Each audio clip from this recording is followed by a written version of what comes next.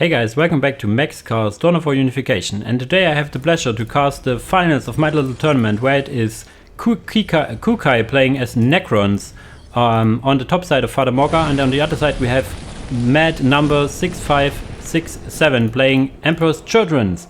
And I'm not alone here, I have for the finals my friend and fellow caster here, Mr. Landshark. Oi, Savaloy, how we doing? I'm doing great. I'm hyped. Not that I want to see this map again, but the matchup itself is really nice. Let's see. For the openers, we have a more or less standard opener for Kekuy, who has like all the builder scarabs in the world into 2 Necron warriors. No turret inside, so he doesn't expect any early aggression. And there will probably no be early aggression because we have 3 Pleasure Cultist squad into a Pleasure Slave, into Slaneshi Lord, and only 2 Warp Turbines. So it's full economy opener for Mad Number here. That's it. So we've seen Mad Number bringing out the Warp Talons in Tier 2. In the last game of the previous round, he went for this exact build where he just basically focused on his Pleasure Slaves, Pleasure Cultists, building up his economy, going for that early Tier 2, and going straight into those Warp Talons. So I imagine that the Necron player will have to be very cautious about that. I mean, in the early games, it'll be alright. As like we say, they're not going to be too aggressive. The Necron warriors can take on the Pleasure Cultists, but it's in that Tier 2 and about the 5-minute mark of the game, so we'll have to see if he's able to weather the storm that is to come. Yeah, I mean, also having 3 Kappa squads against Necrons is always a good idea, because Necrons will not attack you or the map, so if you can take the map quickly, this is a good thing, so you can have quite an economy advantage. But yeah, Kekuy doing things as he likes to do. He also scouts with his builder scarabs, seeing that there's no capping on the relic, so he is knowing that there's something headed his base. Quickly capping the far away strategic point as well.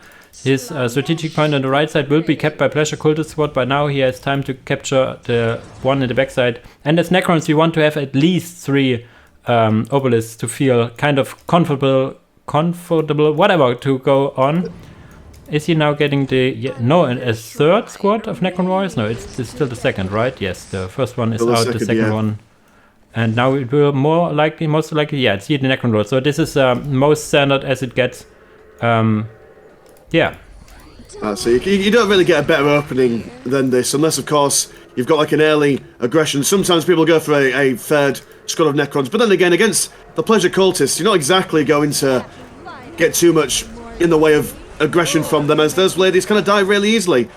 I've popped a Point of X on there. We'll try and get an upgrade on there, but I'm not sure that'll live to see the light of day. This is just to keep the Necron warriors occupied as the Pleasure Cultists capture the Necron's natural relic. Yeah, and yeah, it's just fairly normal. Necron Lord will be coming out. Doesn't look like there'll be much in the way of a Forbidden Archive at the moment. But we are seeing 1, 2, 3, 4, 5, 6, 7 plasma generators. So not only is the Emperor's Children player going for a good economic opening, but the Necrons are also doing exactly the same, denying their own summoning core for a little bit later, just so they can get their green money on the go. Yeah, it's he even adding now a 7th generator here, so this is interesting. But yeah, Number also stopped upgrading this listening post. I was going to say that is wasted resources. We have this Slaneshi Lord here, just keeping the Necron honest in their base. To be honest, the Necron warriors should not leave the base until you have the summoning core up, because you cannot teleport without the summoning core. So, but I trust in Kekuy. He is the Necron main player, so he knows better than I do, probably. He also had his builder scarabs ready to decap this relic on the enemy side, but he missed his chance. So let's see. Mad Number takes quite a lot of damage on the Slaneshi Lord. That is nothing you want to have on your side. Where's the Necron Lord actually? He is on the left side. Now looking at this point of access here. So Necron Lord is one of your points, one of your more mobile forces for Necrons that can also really take down undefended buildings. On the right side we have the Pleasure Slaves pooping out the mine here next to their point of access, so this will keep the Necron warriors away and any potential flayed ones as well. But the summoning core just dropped here. We even have an 8th generator drop, so this is greedy from Kekuy, I have to say. That's it, only now just going for a summoning core. And you're right in the sense that, God, that mine was quite an intense Jesus, look at that. That is... The base. Makes me think of, have you seen the film War of the Worlds? No, sorry, I'm not very versatile in that. It's the sound that the giant aliens make. The people in the crowd know, but geez, that's amazing. But yeah, you were right in the sense that the Celestial Lord does not want to lose too much health. When you're going for a build this specific, when you want to get that early economy on the go, any major unit that you lose in the early game will set you back quite considerably. But then again, the Pleasure Dome at Tier 2 is on the way out, 79% already been done. Current economies are 60% build speed and 80 green money compared to 116 and 37 for the Emperor's Children. So yeah, certainly economic advantage for him, and also he's in a really good position since, like I said earlier on, he's able to keep most of his units in fighting condition till this point. Oh, this is so greedy. 1, 2, 3, 4, 5, 6, 7, 8, 9 generators. 8 done, 9th being built, so this is so much greed. And he just has now the Awakened Monolith Tier 2 30% done, whereas Tier 2 is already done for the Emperor's Children, having their first Warp Talent band on the way. So this is, I'm not sure if it is too much greed. There's not even a singular turret here as well. One upgraded Obelisk, yes, this is it, but how do you gonna deal with the Warp Talents in Tier 1? When you're still in Tier 1, I'm not really sure how he will keep his generators safe, to be honest. Well, it looks like he's going to put all his hopes on one singular squad of Canoptic Wraiths, which I'm not sure about the stats. Oh, we've got an escapee squad just a little bit south of the central critical location. What's we saw this in the previous game. What is the deal with this south of the squad? Critical location.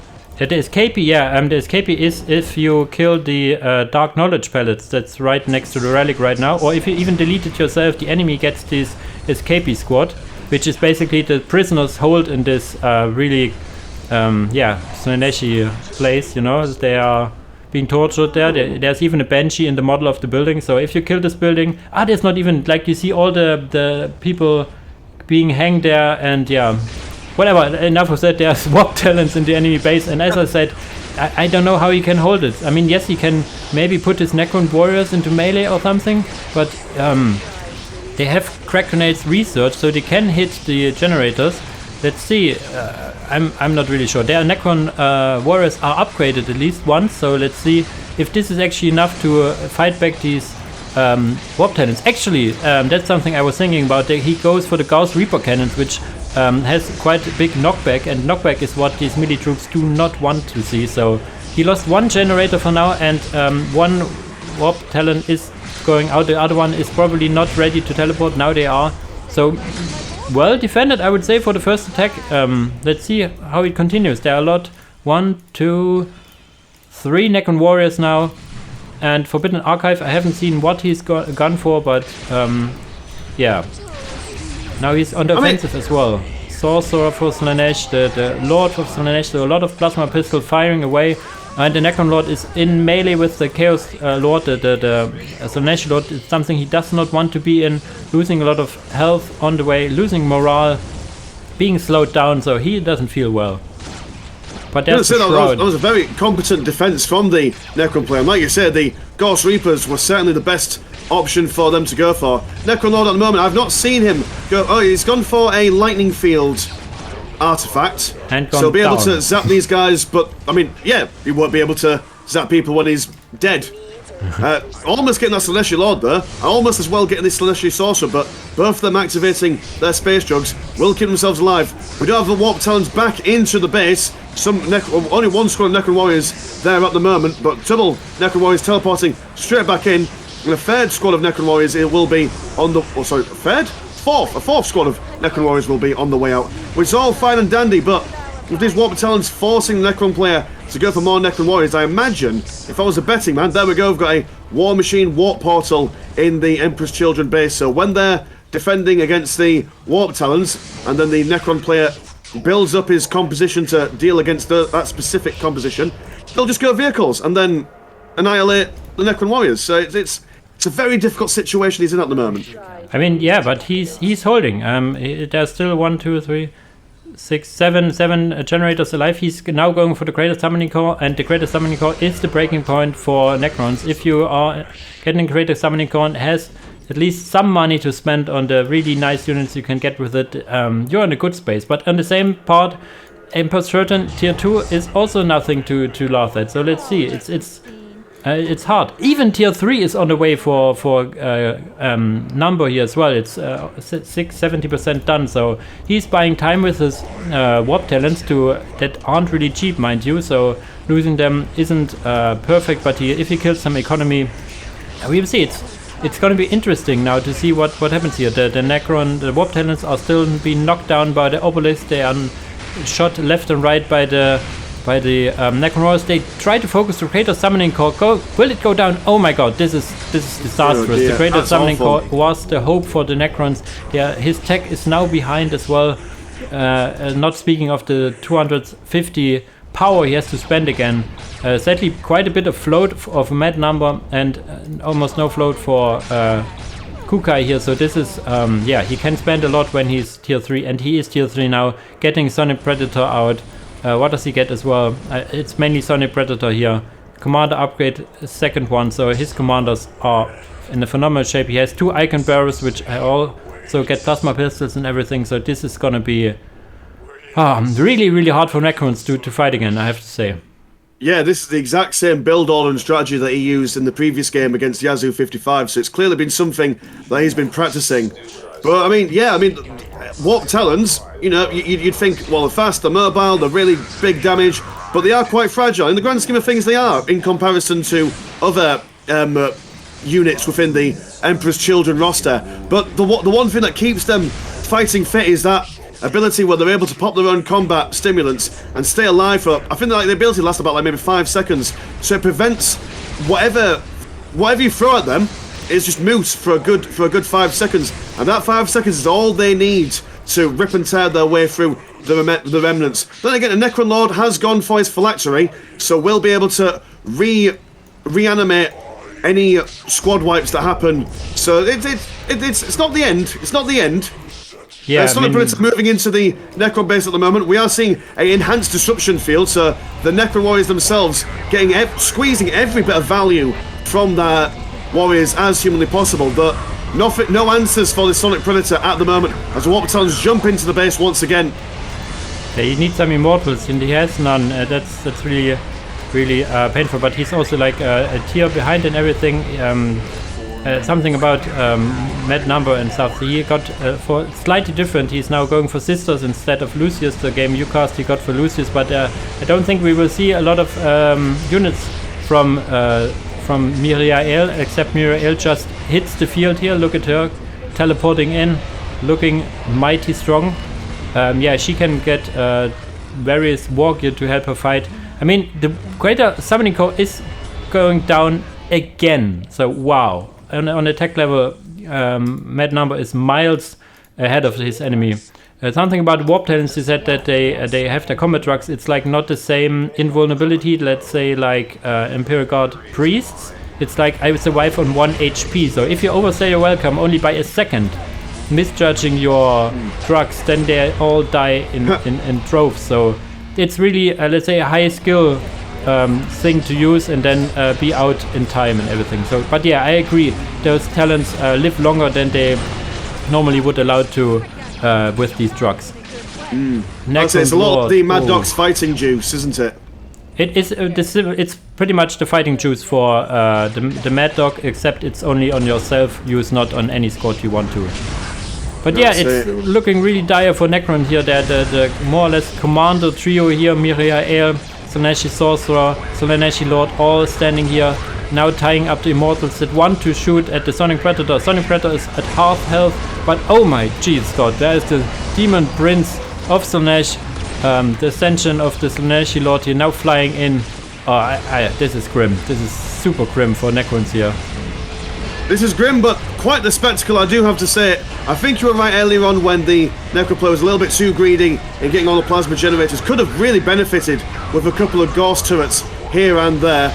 But no, honestly, that losing your Greater Summoning Core once was a bad situation. But losing it twice, well, that is just a sad time in the pipelines. Sonic Predator, it was focused down by a couple of Immortals, but then because Sonic Predator is great against heavy infantry, just able to stand there and take him out. And they throw the GG, dear me. Yeah, I mean, in my book, it all came down to the greedy opener, but not let's say getting a turret out, but like just getting your tech up ever so slightly earlier to meet your the warp talents and everything the enemy could throw at you. There's like you need to have the wraith at some point to decap the map. You see, like the economy for Emperor's Children as the game goes on a little longer because it's Steam. And doesn't recognize Kekuy is out of the game. You see, it's like 190 requisition income. It's just madness because he has the whole map uncontested, you could say. It also has the take and hold victory condition enabled for only 1 minute. So in the end, it was too greedy from Kekuy, going tier 2 too late, having not Wraith on the map to decap and harass the enemy back. And yeah, basically it was too greedy in my book. He would have had a fighting chance. But at least we saw some awesome units as well, like Miriel herself hitting the field, some Sonic Predators. I like the game a lot. Yeah. Definitely. Oh yeah, cool units. Wonderful defenses by the Necron player as well. Definitely holding the line for as long as he could. If it wasn't that high level of skill, he would have... The match would have been half the length, to be honest. Yeah, the first or second attack would have killed him. But yeah, that was the first game. So Kekuy loses the first game, so it's 1-0 for Number. Let's see how the further matches go. This is a best of 5, so the first one with 3 victories wins the games, and we will see if Mad Number can pull it back in the second game. Kekuy can pull it back in the second game, or if Mad Number will extend his lead. So see you in a second. Yep. And here we are in the second game of the match. It is still Mad Number as Emperor's Children versus Kekuy playing the Necrons.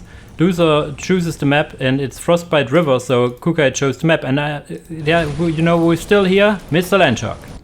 Hello, still here, still fighting and kicking about in the background and whatnot. And I must say that this is an ideal map for the Necron player. You've got all your strategic points nice and snug right next to you, so very hard for anyone to deny you anything apart from the relic outside the base. But yeah, it'll be interesting to see what what Mad Number goes for. I mean, it looks like he's going for that same opening of Warp Turbines, Pleasure Cultists, and a Celestial Lord. So the Necron player should be able to anticipate this, or maybe be a little bit more conservative with his plasma generator numbers this round going forward. Not 8 again, it's like the maximum level of greed. But as you said, it's a very Necron favorite map, especially as you said, you have your points right next to it, but you also have like Slack deposit for some greater plasma generators later on. It's also very Necron favorite in a sense. And yeah, Mad Number doesn't need to adjust his build order in the sense that he won the first game. You see it on the top right here as well. So he knows that this can win. So it's about Kekuy if he can adjust to it. That's it. Adapt, improvise, overcome. That was a meme that came out from a while ago with whatever that guy's called. What was he called? Are you familiar with that meme? Yes, maybe. And before we digress a bit, I have to say I do not like the opener for Kekuy here. What is he doing? He's like 3 generators? Is he like doing now the opposite? Like having no generators or what? I'm really confused. Oh, there we go. Interesting placement for the generators. I'm not entirely sure what's going on here. But then again, I suppose that if he spreads out his generators and the Warp Talons come out, then maybe the Warp Talons have got to travel further to hit multiple ones of them. Not entirely sure, but then again, I would rather have 5 generators than 8. We are seeing some Necron Warriors, the usual 2 Necron Warriors and 1 Necron Lord on his way out to play. Got some Builder Scarabs on the left-hand side of the map, doing a little bit of scouting, ready to decap any relic or critical location as and when necessary. Trying to keep that economy as low as humanly possible in the early stages of this game here. I can tell you why the generator's there, because you have an obelisk next to it, which can be upgraded to defend them. The generators in your next to Necron monoliths are nice, but there's nothing saving them from an, let's say, deep strike in generator killing squad that Emperor's Children may or may not have access to in tier 2. Oh yes, that nondescript specific squad that's basically carried Mad Number into every single victory we've seen so far in this game. The Warp Talons are certainly a unit to be reckoned with in the tier 2 of the Emperor's Children. But in saying that, both, as we were mentioning in between games here with our little post-match talk, both factions here are S-tier factions, aren't they? They are really high-quality factions with lots of positives and negatives for either side. So just because the Warp Talons are absolutely legendary in their ability to smash things, the Necrons do have lots of options to take care of them, so long as Kekuy plays the game right. Yeah, it's like, as I said in between, it's like an S-tier faction played by number 1 of the ladder, played against an S-tier faction played by number 2 of the ladder. So this is, ought to be a really, high stakes, high, how should I say, high strengths on player level and faction level. So this is going to be interesting, as was game number 1. We will see. How is it going? It's 1, 2, 3. It's... What? Don't look at the base of the Necrons. What are the number of generators you would guess? Is it... I'm going to be generous. Is it 7? Has it gone to 7? It's again 8. It's again 8 generators. And there's... Oh my god. This is so sad. Look, the one generator misses 9 HP. Oh, this is so sad to see. Oh no! This happened to all of us. They finished. Yeah, this is finished. I will start the next one. No, it's not. It's not glowing. Oh dear. That's why you shift and right click with your builders, man. Yeah, but sometimes it slips. I have seen like pro players in vanilla do it the same thing. It's something that happens, but it's so painful. If you're not specifically looking at it, you don't see it. If you know it, you can see it because it's like not glowing like the others. But oof. So this will put and to be honest, when you're too busy maneuvering your Necron warriors about and you're doing your harassment with your Necron Lord, which is near the critical location of the north side of the map, teleporting somewhere. Where have you gone? Oh, he's landed on some sound mines, which is the worst place to want to teleport onto. But yeah, it's a very minute detail that you probably won't realise in the middle of combat. No, that's something you will see in the replay and will facepalm. So this, he even drops a 9th generator now without being the 8th finished. This is so painful, but it happens. It happens to all of us. Back to the business. We are now tier 2 already for a Mad Number. He goes for some warp talents. He goes for some plasma pistols. He's doing the Emperor's Children things in tier 2. And speaking of faction strengths, like Emperor's Children get online in tier 2, whereas Necrons get online in tier 2.5. So this is just the right thing for the Emperor's Children to get aggressive in tier 2, whereas Necrons want to go to tier 2.5. But speaking, he hasn't even started tier 2 now. So this is... Whew. You could theoretically hold it off with Necron Warrior, Mars and Gauss Reapers, but... Yeah, this is, as I said, I don't really like this opener here as much because, there's no tier 2 even started yet. I wonder if the idea is stay in tier 1 for the Warp Talons, make sure you've got loads of Necron Warriors, and if you've got a big enough economy, you'll be able to keep them constantly reinforced with Ghost Reapers and their squad numbers, and not have to worry about that too much. It is going to go for some Flayed Ones, so mixing up a little bit. Not sure Flayed Ones is the way forward, but then... Sorry. No, I was going to say then, when the Emperor's Children go into their tier 3, the Necrons can then go into their tier 2 and use their Immortals to take care of that Sonic Predator. Because, I mean, they've got answers for everything that the Emperor's Children have. So it's... I mean, maybe... I don't know, maybe I'm being too generous here. Yeah, Flayed One is actually a squad that came into my mind thinking about how to counter your warp talents, because Flayed Ones have phenomenal knockback and also drain morale around the units. So this is something I would have thought about. They are slow as I don't know, snails, but still, if you put all your generators next to each other, what you're normally gonna do, these are gonna do good things for you in the end. But we have now again warp talents. Do we have Gauss Reapers? We have Gauss Reapers on the Necron Warriors, but I only see 2 squads of Necron Warriors. Yeah, 2 squads and 1 squad of Flayed Ones. So this is the greed. Well, we do have 1 extra squad of Necron Warriors near the critical location to the north right hand side of the map. Will encounter double Talon squads and probably want to teleport back home. This is not a situation they would be involved in. But then again, a conga line of skelly boys are going to come in to support, and the Warp Talons will see better sense and go somewhere else. Going to focus on this obelisk in the centre of the map as a Celestial Sorcerer and a Celestial Lord take down a couple of Builder Scarabs. It's again the dream team. You see like the both dudes with plasma pistols standing here looking awesome.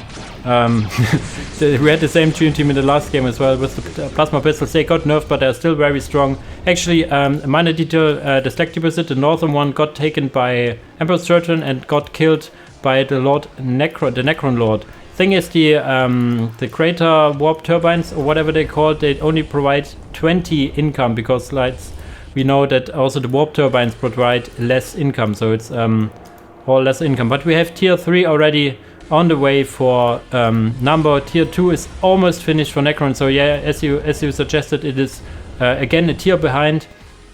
Losing the map control isn't the worst thing for Necrons. They still have a lot of generators online. He also recognized one generator he was missing, so finally he will it's a how should I say quite a hit in the morale of the player.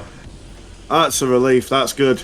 One thing about this map though that the Necron player does seem to be struggling with is that whenever the Necron warriors are on, say for example, the south side near their southern obelisks, the warp talons will just go to the north side and attack those obelisks and attack those plasma generators. And there's only one teleport that the Necron player can do.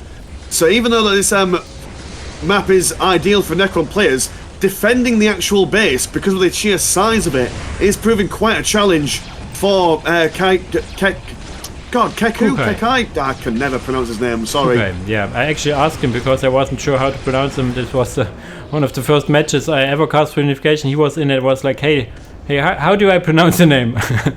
Yeah, it's Kekuy, he said to me at least. I mean, the thing is, as long as you have the generators up, it's all fine and dandy. You might lose an obelisk or two, but that's okay. But now Mad Number is doing what he should do. He has 2 warp turbines on north and southern side. It's because he has map control. And let's see, he's tier 3 now, I guess. Yes, he's going for some predators, I guess. No, he's going for Vindicator of all things. And Wings of Slanesh. So he is going with Lucius. So Wings of Slanesh infiltrates your warp talents. Oh dear, that just when warp talents were a pain in the backside enough. Thankfully, Builder Scarabs are able to detect infiltrated units, so they've got a natural seeing infiltrated stuff in the base, but it's not doesn't help the Necron player, does it? Yeah, I mean, yeah, as you said, Necrons is one of the factions. Infiltrated stuff is the least effective. As you said, the Necron, the Scarabs detect the Wraith if you go for some detect. So you have some detection. Some you will most of the time you have a turret in the base as well. But yeah, he now is getting tier 2.5 more or less uncontested. Tier 3 is finished, and yeah, the 2 warp turbines, colossal turbines they're called, because why not, are finished. So the economy should be in favor. Oh yes, the favor in Emperor Surgeon. He has also the Grand Mount of Hedonism going for the Phoenix Scout Terminator squads. Vindicator is the first one out already? Yes, the first one is out. Getting for some melter guns, dude on top. Yeah, I always like the little hair stuff they have going, like wobbling in the wind. Oh yeah. Well, we do have some immortals for them from Kekuy, so he's already anticipating the Sonic Predators. Might even possibly go for a second one. Oh no, he's going to go straight for tier 3, so catching up. I mean, I just saw maybe like 30 seconds or 6 seconds ago, he was able to get his power generator upgrade, so that's happening. But these stealth warp talons are now in the mix. I'm not entirely sure if it's noticeable underneath all this ranged fire from the Phoenix Guard and double Vindicators. And the Vindicators, while their firing rate is not amazing, the area of effect and just the general damage to infantry and heavy infantry is absolutely insane. So, not entirely sure if this is a piece out from the Necron players at this perspective, unless he can defend against all of this. I mean, as you said, that it's more or less unexpected to have infiltrated warp talents. He has all the means in the world to detect them, but they were like, heyo, going on like Vindicators, Phoenix Scout Terminators. Yeah, it's this is more or less the death push. Can he hold it here? And as you said, Immortals are good. He has also some death marks, 1 squad of death marks. Immortals with their upgraded weapon, the Tesla carbines, I think it's called. Yeah, can deal with all threats, not just vehicles. So they are never wrong to get in that sense in tier 2.5. We also have a Tomb Blade in. rightfully jumping back to fight from a distance. But yeah, there are still two uncontested Vindicators, 3 Vindicators, mind you. Phoenix Guard Terminators, 2 squads. One is being almost killed, but another one is up and running. Warp Talons almost dead here, at least losing models left and right. Yeah, but there's now only 5 generators alive here, and Greater Summoning Core is on the, how should I say, on the menu as well. So yeah, second squad of Death Marks coming out. So whew. Dear, dear. So while GGs have been thrown out and Kekuy is now 2, well, sorry, man number is 2, Kekuy is 0. Kekuy did learn something very valuable in this current match. And that was that those Death Marks were able to bring down the Warp Talon numbers quite low quite quickly, but I don't know if that'll affect the future gameplay. I mean, those Death Marks are what? They're 2.5, aren't they? Yes. So yes. It takes a long time for them to get them. So whether that will change his build order in the next game to come, we'll have to wait and see. I mean, it's in my book it was again too greedy. Then the little misplay, the little but impactful misplay of not finishing the generator. In combination with the absolute greedy opener as well, I can express how greedy it is actually to get so many generators, especially as you say, if you are more or less ought to go to tier 2.5 at least to survive all this. So he stayed very long in tier 1, even got the Necron Warrior upgrade before starting tier 2, which I think that was the mistake here as well. Let's see and hope that he will change his build order in the upcoming match, because it's now match point for Mad Number here. So 2-0 for Mad Number, and yeah, Kekuy needs to how should I say, step up the game a bit to come back here. Indeed. So see you in the third game in a second. And here we are on the third game of Mad Number, playing still as Empress Regent, of course, versus Kekuy playing Necrons on a very unorthodox, because it's a new map, Grand Regent's Park, if I remember correctly, and Mr. Lanchuk is still here. You can't get rid of me. I live here now. I live on your channel. I'm on the internet. I'm in the wires. Nice. Good luck. Well, welcome. You're very welcome here. So as you see on the top right, Kekuy is on the ropes here. It's a 0-2 for Mad Number. So this is the game. If he has something up its sleeve, something unorthodox, something he wants to show to how should I say, get Mad Number off his A game, this would be the game. That being said, the map itself is really not really played much, because it's like a map added in 6.9. It was not present. It didn't even exist before 6.9. It was actually made with the addition of Deathcore Creek in mind, as you can see by all this how should I say, these trenches and stuff. So let's see how it goes.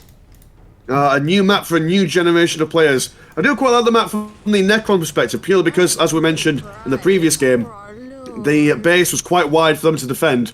But in this game, there's only really one place for people to go into. I mean, yes, of course, the Warp Talons could go all the way on the south side of Necron base and jump over, but still, like, it's a lot easier to defend from the Necron perspective. So he's going to mix up his build order here. He's going to go for Necron Warriors, then a Necron Lord, then some Necron Warriors, yes, which will be interesting. Maybe an early Necron Lord just to maneuver around the map and see if they can deny these pleasure cultists from capturing anything and everything around the map.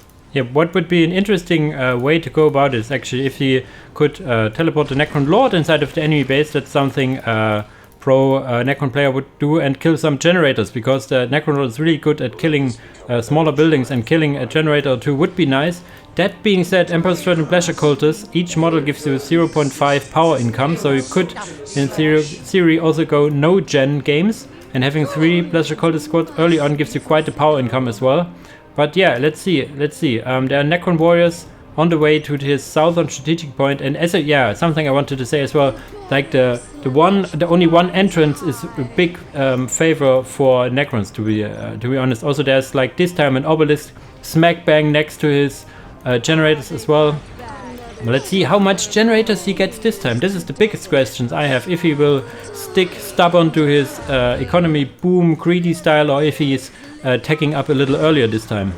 Yes. What I would like to see is him stick with these 6 generators, maybe get 1 or 2, what would you call them? Ghost turrets. I bet one would be nice in this little space in between the generators and the obelisk, and then just go for a Hail Mary for tier 2.5 and get those big units out. Like we said, those what do they call them? Snipers, but not snipers. The Necron snipers. Deathmarks are the ones. Go for those guys because they seem to have really caned the Warp Talons. They've got that super duper movement speed ability, don't they? So they'll be able to at least keep a little bit of a distance away from them for a little while longer. Or even just failing that, just maneuver them straight into the Emperor's Children base and cause havoc all the way over there, forcing the Warp Talons to stay away from Necron base as they then take up from there. But we'll see how it goes. Yeah, he has now dropped the summoning core earlier after starting his 7th generator, so this is more in line what you would normally see. He is using his Necron Lord defensively, which I don't really like, because there's nothing much he can do here apart from maybe decapping this relic. But I would think he would be able to. But yeah, there was the Seneshi Lord. But Necron Lord next to Seneshi Lord. Yeah, teleport out is the right call here.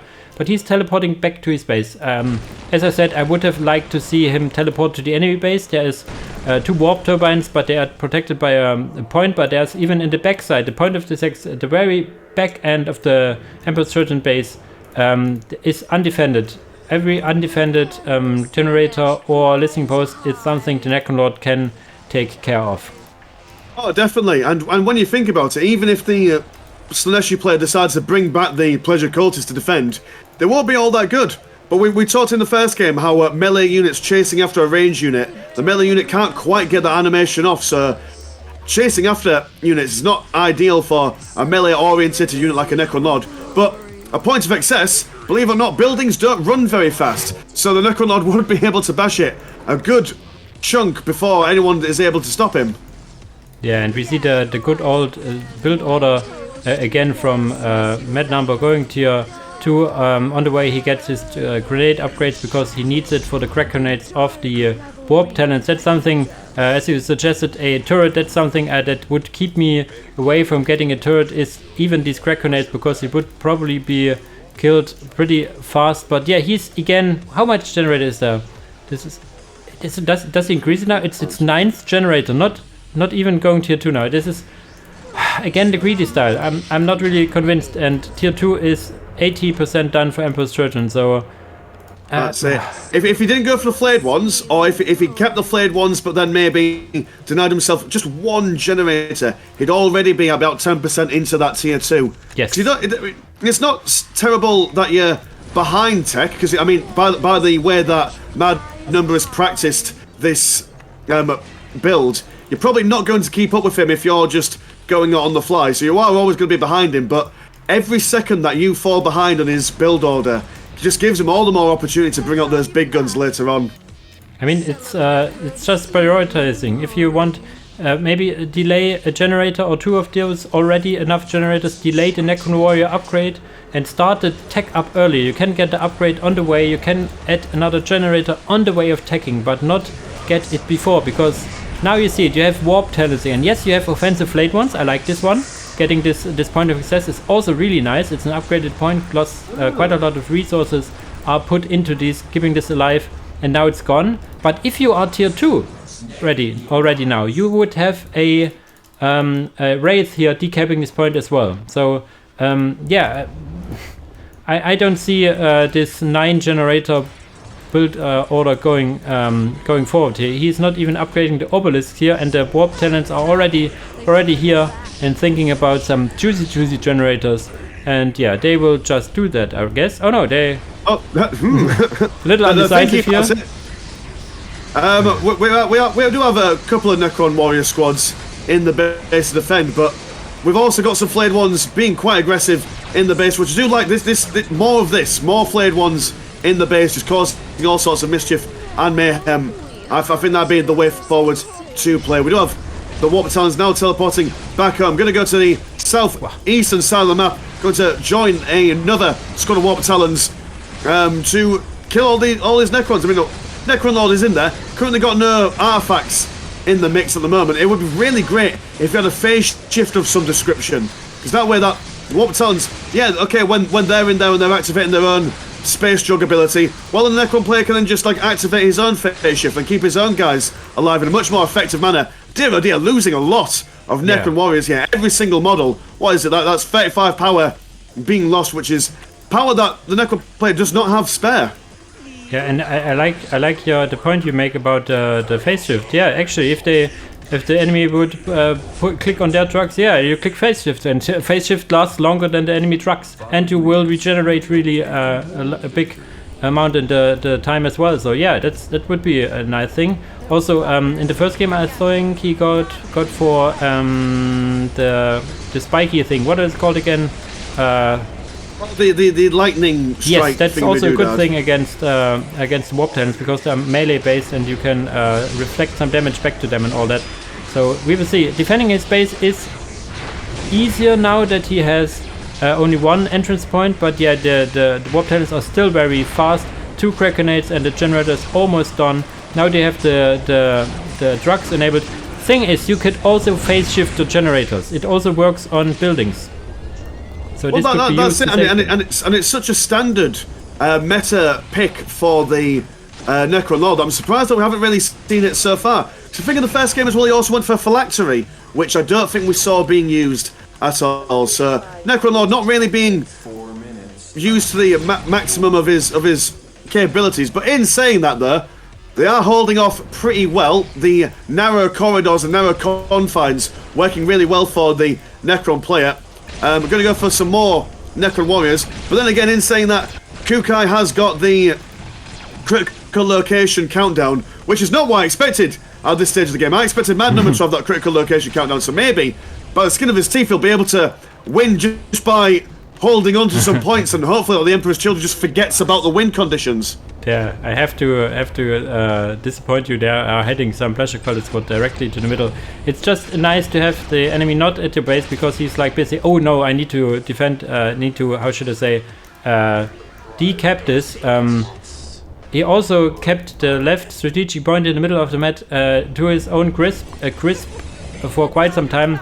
Flayed ones going into the middle, trying to kill this Pleasure Cult squad. They will not be able to kill them before they decap it, because they fling them around too much. They need to teleport back here. We have now a Solar Plutz here, which is kind of okay-ish, but your main enemies are melee, so I'm not really sure how you would deal about it. Yeah, and Bad Number Justice with his commanders is like, yeah, okay, I cannot shoot, I just chuck you in the face, I guess. But now the Necron warriors are here, maybe delaying this Solar Pulse a little more before, let's say that your Necron warriors are within fighting distance. Oh, there's the chains ability from the sorcerer, I guess. So they cannot move, they cannot shoot. And we have a Tomb Blade here now. Tomb Blade is really, really strong unit, a little too strong, like in the same leagues as a Warp Talon, if you ask me. So yeah, having one out already, maybe I guess the second one is on the way. We have death marks now. There needs to be an immortal or two be added, and we have a really good, what should I say, Necron Death Ball here. So it's like the first time in all the games we have the beginnings of a Necron Death Ball that everybody loves so much.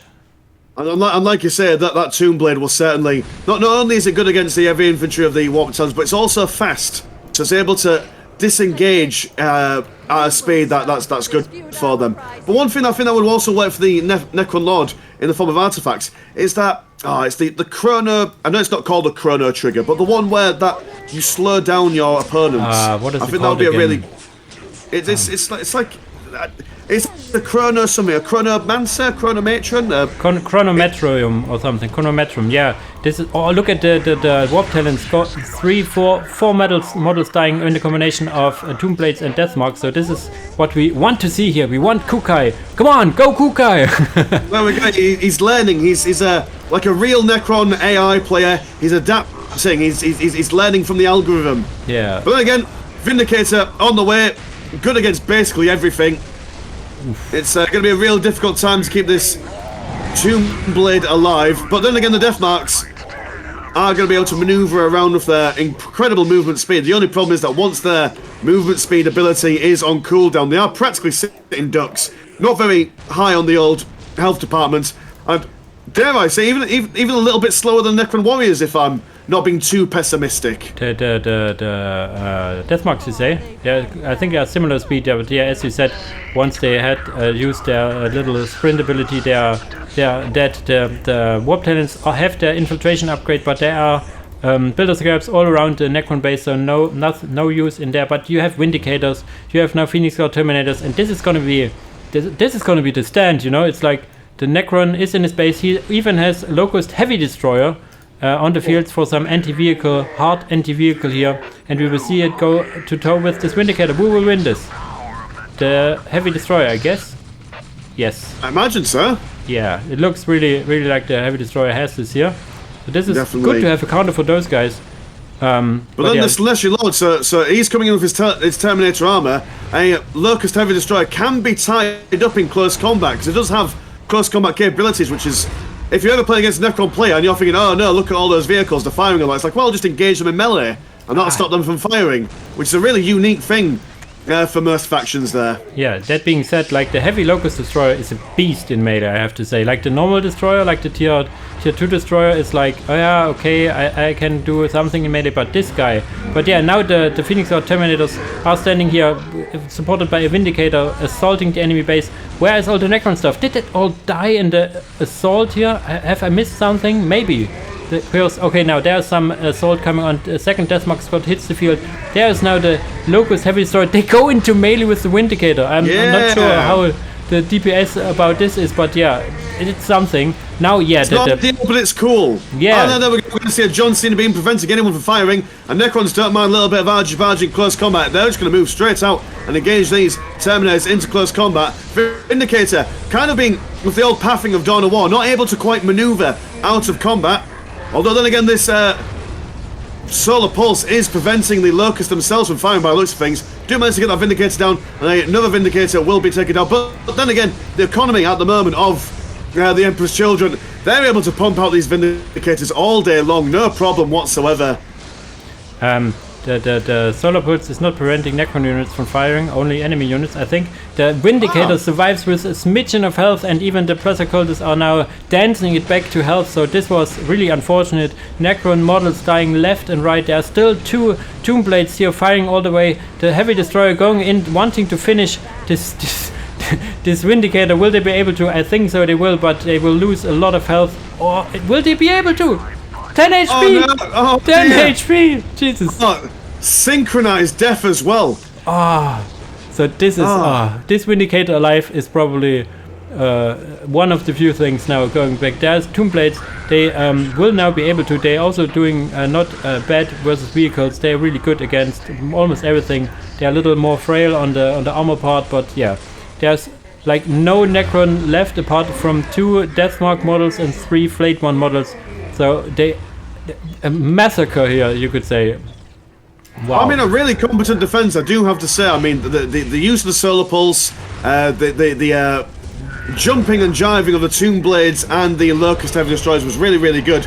But I mean, when you've got an economy of the Emperor's Children where it's 1, 4, 6, and 66, any model that they lose, they could just regain them. So this is all just fun for the Emperor's Children at this point. Yeah, the fun is what Emperor's Children do like the most. Yeah, I mean it's more or less expected if you are, as I said earlier, if you're like letting the enemy out-tech you. As I said in game 2 or 3, you want some wraith around the map to decap stuff, to harass some enemy listening posts and whatnot. But if you are behind in tech all game, there's no opener where you can build even 1 or 2 wraiths with the upgrade to harass the enemy base. GG is called, and GG it is. It's now 3-0 for Mad Number, so he wins this tournament after all. I wasn't expecting to get a 3-0 here. I wasn't even sure that Mad Number would be able to take down Kekuy's Necrons, but he did, and in a fashion, I have to say, that was really impressive. Mostly because I think Kekuy wasn't able to adapt, but he is the Necron main, not me, so maybe there's no other way to play this matchup. So yeah, all these comments with a little, how should I say, not underestimating his knowledge in this game. Of course, yeah. I mean, like I say, Mad Number, really competent playing all the way through. He had one strategy. He's practiced it. He's gone through it every single time, and every single time it's worked. And to be fair to Kekuy, every game he's changed his strategy a little bit. And as we saw towards the end, he was able to counter those Warp Talons quite nicely. But then once we've countered the Warp Talons, it's like, oh shit, well now I've got to counter the Sonic Predator and the Phoenix guards. So it would have taken him a couple more games to warm up, I think, towards the strategy. But I think next tournament, which I'm sure will be in the near future, will certainly be ready and willing to take these guys on. I can't just say, from the perspective of the community, the viewers, and the players at large, thank you ever so much, Max, for organising this tournament. It's been a real pleasure, I imagine, for the players and myself and everyone watching to experience. It's truly a phenomenal thing that you've done here. I'm a little blushed now here. It was a pleasure to do so, and I have also need to do some shout-outs here in the end as well. Big shout-outs to the players, of course, for joining my invitation here, playing here, doing the scheduling and stuff. Big shout-outs also to Neon for being the referee of this tournament. He was there at every match here, making sure that the rules are applied, making sure that the replays are saved. I wouldn't been able to even think about the tournament if I haven't got a referee like him. And of course, not last but not least, thank you, Mr. Lanchuk, for the coverage here as well. Covering this tournament all by myself wouldn't be as much fun as we had here casting together. Absolutely. Sharing moments like this is it not what it's all about? You know, we're just guys, we're doing things, and I think it's just a true blessing that stuff like this is happening in 2023. Imagine that. Like, I beginning of last year, I didn't think anything like this would be happening, but it's amazing. And yeah, just thank you so much for everything. Yeah, so the last thing I wanted to say here, if you enjoyed this tournament, make sure that some of the games are on Mr. Lanchuk's channel. I will have a playlist on my channel as well, covering all 4 casts of these matches, so you will be able to find them there. I will also make a little Hall of Fame somewhere in my Google Drive, because there was nothing on the line but honor. But yeah, it's all we care about, I guess, the honor in the multiplayer, the points. And if you liked it, make sure to tell me, because if you liked it, I am more or less inclined to do another tournament, maybe with 8 players instead of 4. This was more or less, let's say, see how it goes, how it plays, how are the rules set, is everything okay? And yeah, if you liked it, keep telling me, and if you didn't like it, tell me what didn't like, so I may or may not adjust to it. And yeah, because before I ramble on here for hours, as usual, thanks guys for watching, and see you in the next video. Peace.